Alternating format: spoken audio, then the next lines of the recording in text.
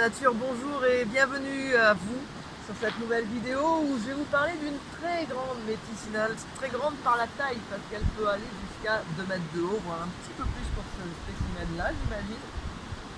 Il s'agit de l'épilobe, Epilobium parviflorum. C'est de la famille des Zonagráceae.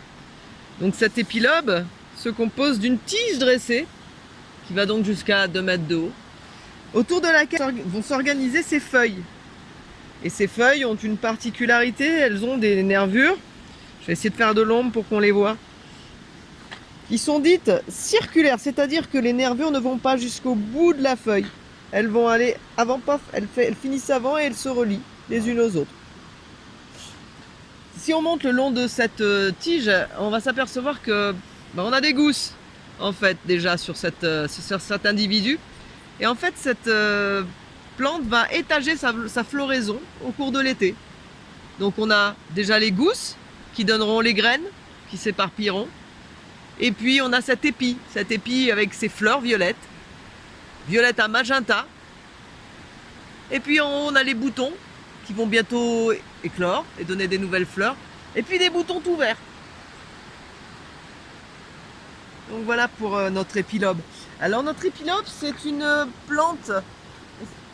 C'est une plante qui doit ses lettres de noblesse au niveau médicinal à une grande écrivaine autrichienne qui l'a fait connaître, car ses vertus sont essentiellement pour les messieurs. C'est une plante qui a des molécules qui vont être astringentes et d'autres molécules qui vont être anti-inflammatoires et qui vont être employées en infusion pour traiter les troubles, à peu près tous les troubles de la prostate. Et notamment, on va l'utiliser dans l'hypertrophie bénigne de la prostate pour limiter la prolifération cellulaire. Ce sont des études scientifiques que vous pourrez trouver un peu partout sur internet qui vous parlent des recherches qui sont actuellement menées sur cette plante pour les problèmes de prostate. Mais pas que. Elle a aussi des vertus donc médicinales. Comme je disais, elle contient énormément de tanins et de mucilage. Donc elle va être utilisée comme astringent pour resserrer les tissus dans les diarrhées, dans les problèmes intestinaux de ce type-là, dans les maux de gorge, donc en infusion bien sûr, dans tout ce qui est maux de gorge, angine, tout ce qui donne de l'inflammation. Et donc aussi comme anti-inflammatoire dans toutes ces pathologies-là. On l'appelle aussi communément, parce qu'elle ressemble un peu au laurier sauce, le laurier de Saint-Antoine. Donc voilà encore une très grande médicinale. Une fleur qui colore nos montagnes tout l'été, avec son violet, son magenta, son rose, en touffe